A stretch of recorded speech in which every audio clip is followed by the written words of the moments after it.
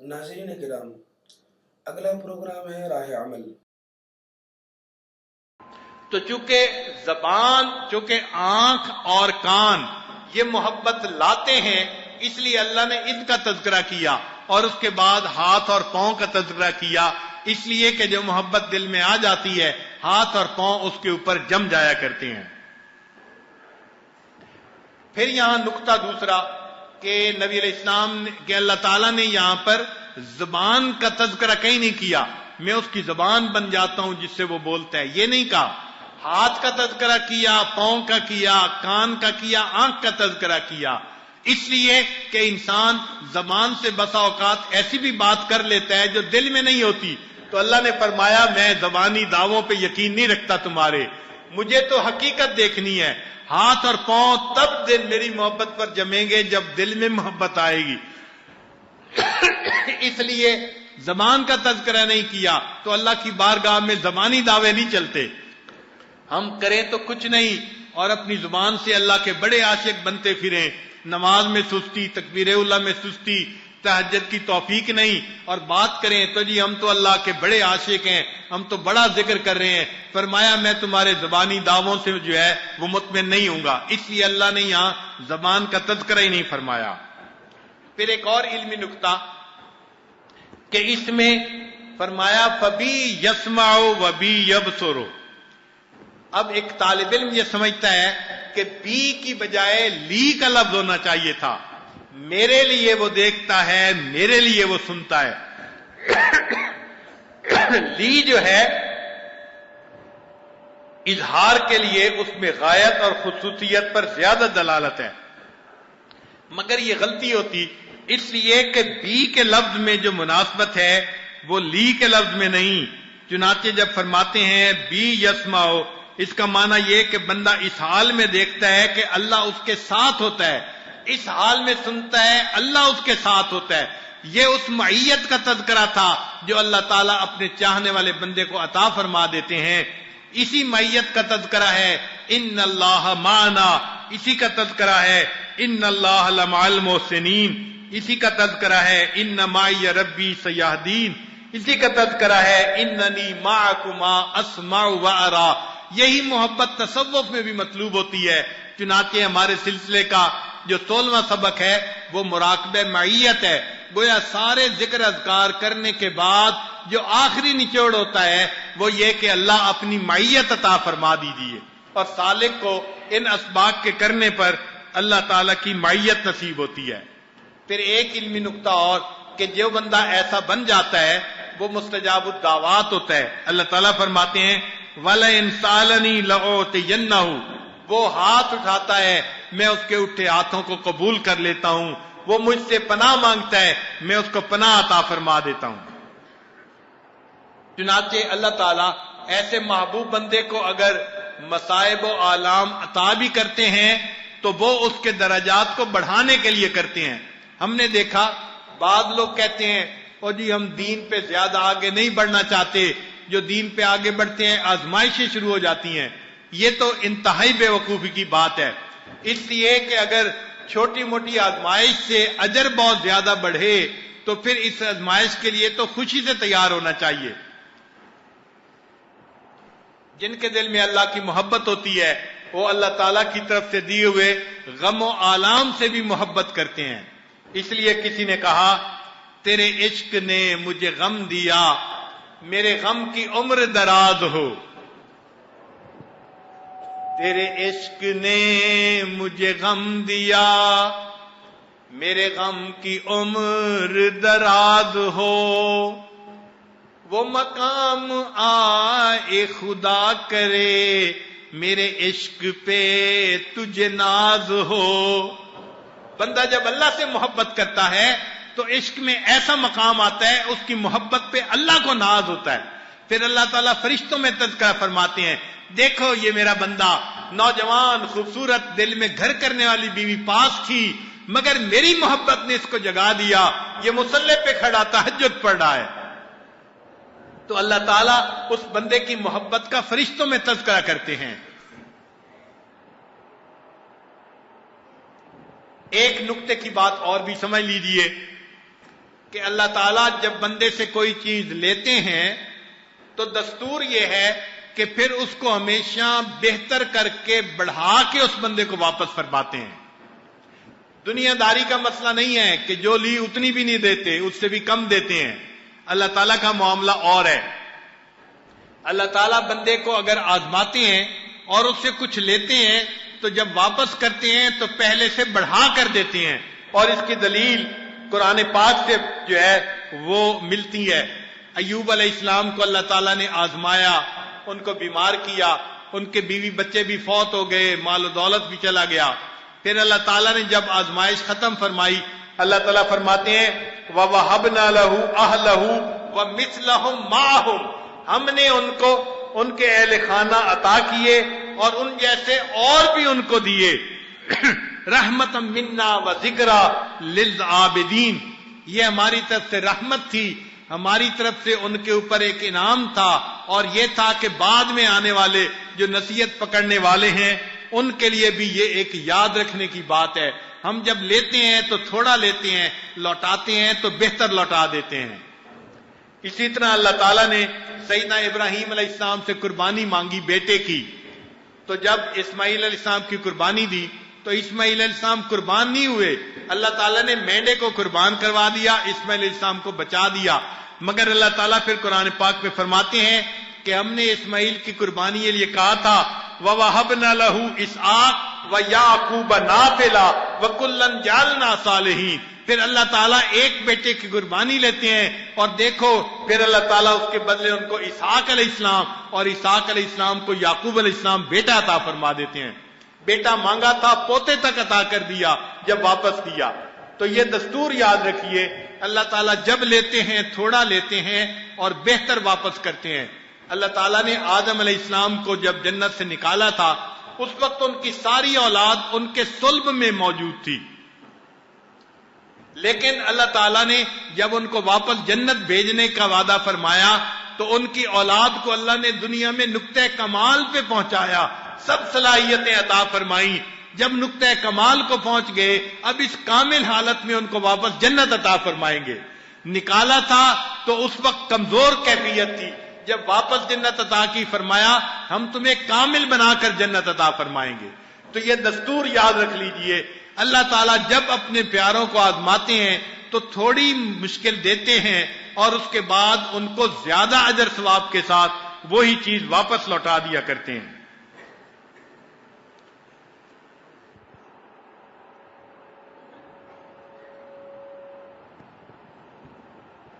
چنانچہ اللہ رب العزت کی محبت بندے پر فرض ہے. اللہ تعالیٰ کی محبت بندے کے اوپر فرض ہے اور اللہ کی محبت بندے کے اوپر قرض ہے. کیونکہ اللہ تعالیٰ بندے سے محبت کرتے ہیں، اب بندے کو بھی چاہیے کہ وہ اپنے اللہ سے محبت کرے. تو اللہ تعالیٰ کی محبت ہمارے اوپر فرض بھی ہے اور اللہ تعالیٰ کی محبت ہمارے اوپر قرض ہے. فرض اس لیے کہ نبی علیہ السلام نے فرمایا لا یؤمن احدکم حتی یکون اللہ ورسولہ احب الیہ مما سواہما. تو معلوم ہوا کہ ہم ایمان والے بن ہی نہیں سکتے جب تک اللہ تعالیٰ ہمیں ہر چیز سے زیادہ محبوب نہ ہو جائے. تو یہ محبت ہمارے اوپر فرض ہے اور قرض اس لیے کہ اللہ محبت فرماتے ہیں، اب ہمیں اس کو لوٹانا ہے تو ہمارے اوپر اللہ تعالیٰ کی محبت قرض بھی ہے. ہمارے سلسلہ عالیہ کے ایک بزرگ تھے خواجہ ابو الحسن خرقانی رحمت اللہ علیہ، ان کی ایک بات پڑھی، ان کے ملفوظات میں مزہ آ گیا. فرماتے ہیں ایک مرتبہ مجھے خواب میں اللہ تعالیٰ کا دیدار نصیب ہوا تو میں نے کہا اے اللہ، میں نے زندگی کے 60 سال آپ کی محبت میں گزار دیے، میں نے زندگی کے 60 سال آپ کی محبت میں گزار دیے. تو فرماتے ہیں جب میں نے یہ کہا اللہ میں نے زندگی کے 60 سال آپ کی محبت میں گزار دیے، تو جواب میں فرمایا بندے تو زندگی کے 60 سال میرے سامنے پیش کرتا ہے اور میں نے تجھے ابد سے اپنا بنا رکھا ہے. تو 60 سال کی باتیں کرتا ہے، میں نے ابد سے تجھے اپنا بنا رکھا ہے. اللہ اکبر. چنانچہ اللہ تعالیٰ کی محبت بندے کے ساتھ زیادہ ہوتی ہے. ایک عمل میں 3 محبتیں اللہ کی اکٹھی ہوتی ہیں، ایک عمل میں 3 محبتیں اکٹھی ہوتی ہیں۔ وہ کیسے؟ اللہ تعالیٰ پہلے اس بندے کو عمل کی توفیق دیتے ہیں، ایک یہ محبت اللہ کی ہوئی۔ دوسرا، جب انسان عمل کر رہا ہوتا ہے تو عمل کی بھی توفیق عطا فرماتے ہیں، یہ دوسری محبت۔ اور تیسرا، جب وہ عمل کر لیتا ہے اللہ اس عمل کو قبول فرما لیتے ہیں۔ تو مومن کی تو 3 عیدیں ہوتی ہیں، ایک عید نہیں ہوتی۔ ایک عمل کے بدلے مومن کو 3 خوشیاں نصیب ہوتی ہیں۔ محبت کا مستحق فقط اللہ رب العزت کی ذات ہی ہے۔ اس لیے اللہ رب العزت کی محبت میں شدت ہونی چاہیے۔ فرمایا والذین آمنوا اشد حبا للہ، جو ایمان والے ہوتے ہیں ان کو اللہ سے شدید محبت ہوتی ہے، ایسی محبت جو بندے کو دنیا سے بیگانہ کر دے۔ خیالک فی عینی وذکرک فی فمی، خیالک فی عینی وذکرک فی فمی ومثواک فی قلبی فأین تغیب۔ اے محبوب، تیرا تصور میرے دماغ میں ہے اور تیری تصویر میری آنکھوں میں ہے، اور تیری محبت میرے دل میں ہے، اب بھلا میری آنکھوں سے تو کیسے چھپ سکتا ہے؟ تو جب دل و دماغ پہ اللہ کی محبت چھا جاتی ہے پھر انسان اللہ سے غافل نہیں ہو سکتا۔ یہاں پر طلباء کے لیے ایک علمی نکتے کی بات کہ قرآن مجید سارا کا سارا یہ داستان محبت ہے۔ ہو سکتا ہے بعض طلباء حیران ہو کہ یہ کیسی بات کر رہے ہیں، مگر قرآن مجید کو ذرا اس اینگل سے بھی دیکھیں، اس نظر سے بھی دیکھیں، ایک عاشق کی نظر سے بھی دیکھیں تو آپ قرآن پاک پڑھیں گے تو آپ کو یہ افسانہ محبت نظر آئے گا۔ اب ذرا اس کو سمجھیے، اللہ تعالیٰ نے قرآن پاک نازل فرمایا جیسے جیسے ضرورت تھی اور جیسے جیسے حالات پیش آتے تھے۔ کہیں تیمم کی آیتیں، کہیں نماز فرض ہونے کی آیتیں، کہیں زکوٰۃ کی آیتیں، کہیں ہجرت کی آیتیں، جیسے جیسے حالات پیش آتے تھے اللہ تعالیٰ قرآن پاک اتار دیتے تھے۔ اس کو ترتیب نزولی کہتے ہیں۔ یہ ترتیب نزولی ہے کہ قرآن پاک نازل اس طرح ہوا، لیکن جو آج ہم قرآن پاک پڑھتے ہیں یہ ترتیب دوسری ہے، اس کو ترتیب وقوفی کہتے ہیں۔ یہ دوسری ترتیب ہے۔ اللہ تعالیٰ نبی علیہ السلام کو بتلا دیتے تھے اس آیت کو فلاں جگہ پر رکھیں، فلاں جگہ پر، تو نبی علیہ السلام اس آیت کو اس جگہ پر رکھتے تھے۔ آج ہم جو قرآن پاک پڑھتے ہیں تو یہ دوسری ترتیب ہے، پہلی ترتیب نہیں ہے جو نزولی ترتیب تھی۔ اب یہ عجیب بات ہے کہ بھائی نازل تو ہوا مختلف واقعات کے ساتھ، حالات کے ساتھ، لیکن جب اس کو ایک نئی ترتیب سے اللہ نے نبی صلی اللہ علیہ وسلم نے رکھا تو اب قرآن پاک کی اپنی ایک ترتیب بن گئی۔ یہ ترتیب اپنی ہے۔ آپ سورہ الف لام میم سے پڑھنا شروع کریں، پورے قرآن پاک میں ایک ترتیب نظر آئے گی۔ چنانچہ بعض مفسرین نے تو آیتوں کی بھی آپس میں ترتیب لکھی ہے، اس آیت کی ترتیب کیسے اور اس کی ترتیب کیسے، اور سورتوں کی بھی آپس میں ترتیب لکھی ہے۔ تو آیتیں نازل تو ہوئیں فردن فردن مختلف جگہوں پہ، بعض موقعات سورتوں کی حالت میں، لیکن جب رکھا ترتیب کے ساتھ تو ایک نئی صورت بن گئی، ایک نئی ترتیب جو آج ہم پڑھتے ہیں اور اس ترتیب کا مزہ اٹھاتے ہیں۔ یہ داستان محبت تھی۔ کہتے ہیں کہ مجنو ایک مرتبہ بیٹھا ہوا کچھ لکھ رہا تھا تو کسی شاعر نے اس پر شعر کہا کہ میں نے تو یوں ہی خاک میں پھیری تھی انگلیاں، میں نے تو یوں ہی خاک میں پھیری تھی انگلیاں، دیکھا جو غور سے تو تیری تصویر بن گئی۔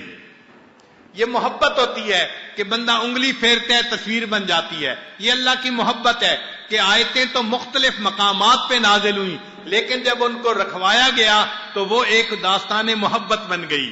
اب ذرا غور کیجئے کہ داستان محبت کیسی ہے۔ ہم قرآن پاک کا پہلا لفظ پڑھتے ہیں وہ ہے الف لام میم. اس کا ترجمہ اکثر طلباء یہی سمجھتے ہیں کہ یہ حروف مقطعات ہے اور اس کا علم نہیں دیا گیا. اور جن مفسرین نے اس کا ترجمہ لکھا بھی ہے تو انہوں نے کہا کہ الف لام میم، الف سے مراد اللہ، میم سے مراد محمد صلی اللہ علیہ وسلم اور لام سے مراد جبریل علیہ السلام. یہ واسطہ ہیں اللہ کا پیغام نبی علیہ السلام تک لانے میں. تو اللہ الف سے مراد اور لام سے مراد جبرائیل جو واسطہ تھے لانے کے لیے، اور آگے محمد صلی اللہ علیہ وسلم جن پر یہ کلام اترا ہے. انہوں نے بھی فقط اتنے ہی اس کے معارف رکھے ہیں. لیکن ہمارے مشائخ امام ربانی مجدد ثانی رحمۃ اللہ علیہ جن پر اللہ نے حروف مقطعات کے علوم کو کھولا، انہوں نے اسے کسی اور نظر سے دیکھا، محبت کی نظر سے دیکھا. تو انہوں نے بتلایا کہ یہ حروف مقطعات اصل میں ایک محبت کا اشارہ ہے جو اللہ نے اپنے محبوب صلی اللہ علیہ وسلم سے کیا. محبت جہاں ہوتی ہے نا وہاں آنکھوں آنکھوں میں اشارے ہو جاتے ہیں، مختصر لفظوں میں اشارے ہو جاتے ہیں، پیغام پہنچ جاتے ہیں. آنکھوں آنکھوں میں اشارے ہو گئے، تم ہمارے ہم تمہارے ہو گئے. تو محبت میں اشارے چلتے ہیں. یہ حروف مقطعات اشارے ہیں. کیسا اشارہ؟ اس میں الف لام میم، توجہ فرمائیے گا، فرمایا جو الف ہے وہ حقیقت احمدی ہے، وہ نبی علیہ الصلوۃ والسلام کی طرف اس کا اشارہ ہے کہ نبی علیہ السلام اللہ کے محبوب تھے. اللہ تعالیٰ انسانوں میں جو اللہ سے محبت کرنے نکایا مقام رکھنے والے تھے، اللہ نے پہلے لفظ میں ان کی طرف اشارہ کر دیا، یہ ہیں میرے سے محبت کرنے والے، میرے محب بھی ہیں، میرے محبوب بھی ہیں. چنانچہ الف سے مراد حقیقت احمدی ہے، لام سے مراد خلت ہے، ابراہیم علیہ السلام کا مقام ہے، میم سے مراد حضرت موسیٰ علیہ الصلوۃ والسلام جو اللہ کے محب تھے. چنانچہ نبی علیہ الصلوۃ والسلام سے اللہ کو محبت تھی، مگر یہ محبت ذاتی تھی. چنانچہ محبت کی دو قسمیں بیان کی گئی ہیں، ایک محبت ذاتی اور دوسری محبت صفاتی. بعض بندے کو کسی کو ذاتی طور پہ محبوب ہوتے ہیں، ماں کو بیٹے سے ذاتی محبت ہوتی ہے. اور اگر کسی بچے میں حسن ہو، علم ہو، باتیں اچھی ہوں تو وہ بچہ بھی ماں کو پیارا لگتا ہے، اس کو محبت صفاتی کہتے ہیں. تو سیدنا ابراہیم علیہ السلام بھی اللہ کے محبوب تھے، مگر ان میں محبت صفاتی تھی اور نبی علیہ السلام میں محبت ذاتی تھی. اس لیے نبی علیہ السلام کو اللہ نے محبوبیت کا مقام عطا فرمایا اور ابراہیم علیہ السلام کو اللہ نے خلت کا مقام عطا فرمایا. ایک نقطہ اور بھی یہاں یاد رکھیے کہ اگر ماں کو بیٹے سے محبت ہوتی ہے، بچے کو پتہ ہوتا ہے کہ امی مجھ سے محبت کرتی ہے، مگر اس کی تمنا یہ ہوتی ہے اب میرے اندر محبت صفاتی بھی آ جائے تاکہ میں کامل محبوب بن جاؤں. یہی نبی علیہ السلام کی بھی کیفیت تھی، محبت ذاتی حاصل تھی. نبی علیہ السلام چاہتے تھے مجھے محبت صفاتی بھی مل جائے. چنانچہ نبی علیہ السلام نے درود شریف نمران جو نماز میں رکھا تو کون سا؟ اللہم صلی علی محمد وعلی آل محمد کما صلیت علی ابراہیم وعلی آل ابراہیم. اس درود شریف کا مطلب یہ تھا اللہ مجھے آپ نے محبت ذاتی تو عطا فرما دی، اب مجھے محبت صفاتی میں بھی کمال عطا فرما دی. تو محبت صفاتی سے خلت ملی. چنانچہ نبی علیہ السلام کو یہ دونوں مقام ملے. نبی علیہ السلام نے فرمایا انا حبیب اللہ، میں اللہ کا حبیب ہوں اور ولا فخر، مجھے اس پر فخر نہیں ہے. اور دوسری جگہ نبی علیہ السلام نے فرمایا اگر میں دنیا میں کسی سے محبت کرتا، کسی کو خلیل بناتا، لئن اتخذ ابی بکر خلیلا، میں ابو بکر کو خلیل بناتا، ولکن صاحبکم خلیل اللہ، لیکن تمہارا صاحب تو اللہ کا خلیل ہے. تو نبی علیہ السلام خلیل بھی تھے اور اللہ کے حبیب بھی تھے. اللہ نے ان کو دونوں طرح کے کمال عطا فرمائے تھے، کمال ذاتی بھی عطا فرمایا تھا اور کمال صفاتی بھی عطا فرمایا تھا. چنانچہ جو پہلا حرف ہے وہ حقیقت احمدی کی طرف اشارہ ہے، جو محبت ذاتی کی طرف اشارہ ہے، اور جو لام ہے وہ محبت خلت یعنی محبت صفاتی کی طرف اشارہ ہے، اور میم وہ یعنی وہ عاشقی کی طرف اشارہ ہے. موسیٰ علیہ السلام اللہ کے محب تھے، عاشق تھے. تو اللہ نے 3 حرفوں میں بات سمیٹ دی. اے انسانوں، تم میری کتاب پڑھ رہے ہو، تم نے اس کتاب سے میرا محب بننا ہے. میں 3 حرفوں میں بات سمیٹتا ہوں. میری محبت میں جو اعلیٰ مقام پانے والے تھے وہ میرے انبیاء میں سے، اولو العزم انبیاء میں سے بھی 3 ہستیاں تھیں جو نمایاں مقام لے گئیں. ایک میرے محبوب جو احمد تھے، اور ایک میرے خلیل جو میرے خلت کا مقام پا گئے، اور تیسرے موسیٰ علیہ السلام جن کو محبت نے جو ہے وہ میرے ساتھ اتنی محبت تھی کہ میرے دیکھنے کی آرزوئیں کرتے تھے. اللہ نے ان 3 ہستیوں کے نام پہلے حرف میں ہی بتا دیا. دیکھو تمہارا ٹارگٹ یہ ہے، تمہارے لیے مثال یہ ہے، تمہارے لیے زندگی کا آبجیکٹو یہ ہے. ہم 3 حرفوں میں بات سمیٹتے ہیں. پھر اس کے بعد اللہ تعالیٰ نے آگے قرآن پاک کی بات کی. عام طور پہ دیکھا ہے مقرر جب بات کرتا ہے تو شروع کی آیتوں میں پورا جو ہے اجمالی طور پہ بات بیان کر دیتا ہے، پھر تفصیل کرتا ہے، آخر پہ آ کے پھر نتیجہ نکالتا ہے. چنانچہ اللہ تعالیٰ نے بھی قرآن پاک کے پہلے حرف میں محبتوں کا اشارہ فرما دیا، اور اس کے بعد پھر اللہ تعالیٰ نے قرآن پاک میں محبتوں کا اظہار فرمایا. محبت کا جو اعلیٰ ترین مقام ہوتا ہے اس کو عبادت کہتے ہیں، کہ محب کے دل میں محبوب کی اتنی محبت ہو کہ محبوب محبت میں بے اختیار ہو کر محبوب کے قدموں پہ سر رکھ دے، اس کو عبادت کہتے ہیں. اللہ تعالیٰ جگہ جگہ اپنے الہ ہونے کا تذکرہ فرماتے ہیں. چنانچہ فرمایا یا ایھا الناس اعبدوا ربکم، اے انسانوں اپنے رب کی عبادت کرو. عبادت سے مراد اپنے رب کی محبت کا وہ مقام پاؤ کہ محبت میں مغلوب ہو کر اپنے محبوب کے قدموں پہ سر رکھنے والے بن جاؤ. محبت کے تذکرے فرمائے. پھر کہیں پر یہ فرمایا فَاعْلَمْ أَنَّهُ لَا إِلَٰهَ إِلَّا اللَّهُ، جان لو اللہ کے سوا کوئی معبود نہیں. کہیں پر فرمایا وَإِلَٰهُكُمْ إِلَٰهٌ وَاحِدٌ، تمہارا الہ تو ایک اللہ ہے. یہ محبت کے تذکرے اللہ کرتے رہے، اور اسی دوران جو محبت کرنے والے تھے اللہ ان کے بھی تذکرے فرماتے رہے. کہیں موسیٰ علیہ السلام کا تذکرہ کیا، وہ مدین جا رہے ہیں، مدین سے آ رہے ہیں، یہ اپنے محب کے تذکرے تھے. بتا دیا کہ وَلَمَّا جَاءَ مُوسَىٰ لِمِيقَاتِنَا، موسیٰ علیہ السلام آئے تھے طور پر ہماری ملاقات کرنے کے لیے. دیکھو محبت کے تذکرے ہیں جو اللہ نے قرآن میں تفصیل سے بیان فرمائے. کہیں ابراہیم علیہ السلام کے تذکرے کیے، میرا ابراہیم نے اس طرح چاند کے وہی جو ہے نفی کی، سورج کی بھی نفی کی، اور پھر فرمایا وَإِبْرَاهِيمَ الَّذِي وَفَّىٰ، ابراہیم میرا کتنا وفادار تھا، مجھ سے کتنا محبت کرنے والا تھا. اس نے تو محبت میں انتہا کر دی.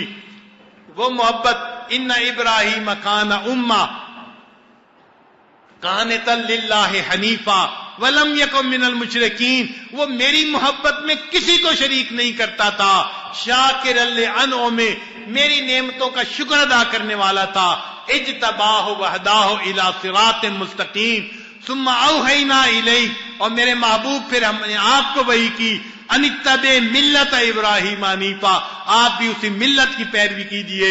یہ محبت کی بات مجھے بڑی اچھی لگتی ہے. جیسے ان کی ملت محبت والی تھی، جان بھی قربان کی، مال بھی قربان کیا، بیوی بچوں کو بھی چھوڑ دیا، اللہ کے نام پہ بیٹا بھی قربان کر دیا. میں چاہتا ہوں کہ آپ کی پیروی کرنے والے وہ بھی اسی ملت کی پیروی کریں، اسی طرح مجھ سے محبت کرنے والے بنے. اس لیے اللہ نے حج کو فرض فرما دیا کہ اے امت محمدیہ، ہم چاہتے ہیں تمہیں ملت ابراہیمیہ کے مزاج کا تعارف کروائیں. تم مکہ مکرمہ آؤ گے، کہیں مینا میں تو ابراہیم علیہ السلام کی قربانی کی باتیں یاد کرو گے، کہیں جمرات کو کنکریاں مارو گے، میرے ابراہیم کی محبت کو یاد کرو گے، کہیں بیت اللہ کو دیکھو گے، میرے ابراہیم کے بنانے کو یاد کرو گے، بیت اللہ کو بنایا تھا، کہیں صفا مروہ کی سعی کرو گے، مجھ سے محبت رکھنے والی ایک بندی کی یاد کرو گے، تو تمہیں مزاج جو ملت ابراہیمی کا ہے اس کا تعارف ہو جائے گا کہ تمہیں بھی کیسے محبت کرنی ہے. چنانچہ اللہ نے قرآن مجید میں ان انبیاء کے مختلف جگہوں پہ تذکرے فرمائے. کہیں فرمایا وَاذْكُرْ فِي الْكِتَابِ إِبْرَاهِيمَ إِنَّهُ كَانَ صِدِّيقًا نَبِيًّا وَاذْكُرْ فِي الْكِتَابِ مُوسَىٰ إِنَّهُ كَانَ مُخْلِصًا وَكَانَ رَسُولًا نَبِيًّا. वज़कुर फिल किताब इस्माईल इन्नहु कान सादिकल वाद व कान रसूलन नबिया। अल्लाह अपने चाहने वालों के तज़किरे कितने मोहब्बत से कर रहे हैं।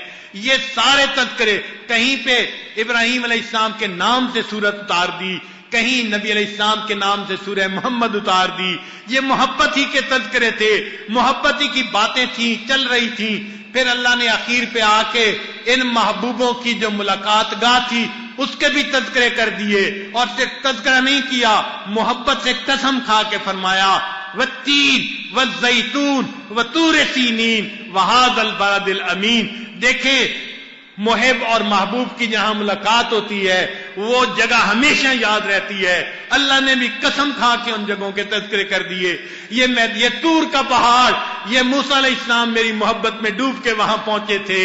ये तूर और ये तीन और जैतून की जगह मेरे इब्राहीम अलैहिस्सलाम की थी, और ये बलदिल अमीन तो मेरे महबूब का मकाम है। अल्लाह इस शहर की कसम खाते हैं, ला उक़सिमु बिहाज़ल बलद व अंता हिल्लुम बिहाज़ल बलद। ए महबूब, आप इस शहर में रहते हैं, मैं इस शहर की कसम खा रहा हूं। कहीं नबी अलैहिस्सलाम के उम्र की कसम खाते हैं, ला अमरु का, ए महबूब मुझे तेरी उम्र की कसम है। अल्लाह अकबर। ये मोहब्बत की दास्तानें जरा पढ़िए, पूरा कुरान पाक यूं लगता है बंदे और परवरदिगार की मोहब्बत ही की दास्तान है।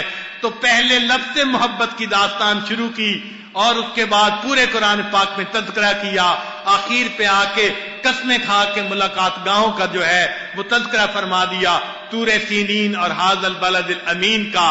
तो कुरान को जो आशिक पढ़ता है उसको यूं लगता है अल्लाह ताला बंदे से मोहब्बत चाहते हैं। ऐ मेरे बंदे, तू मेरा चाहने वाला बन जा, तू मेरा ऐसा इबादत गुजार बन जा कि तेरे दिल में किसी और के लिए कोई जो है जगह न रहे। इसलिए फरमाया, बंदे मैं तुम्हारे हर गुनाह को माफ कर दूंगा, मेरी मोहब्बत में किसी को शरीक करोगे तो मैं तुम्हारे इस गुनाह को कभी माफ नहीं करूंगा। मालूम हुआ कि मकसूद कुरान वो मोहब्बत इलाही है। हम अल्लाह ताला से टूट के प्यार करने वाले बन जाएं। अल्लाह ताला हमें ऐसी मोहब्बत अता फरमा दे।